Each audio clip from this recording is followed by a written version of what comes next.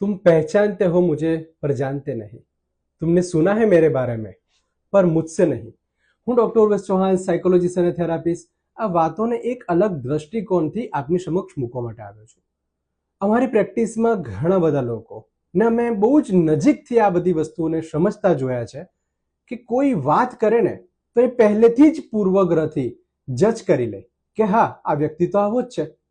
અને આ ભૂલ કદાચ આપણે બધા જ કરતા હોઈશું, કારણ કે આપણે હ્યુમન છે ને.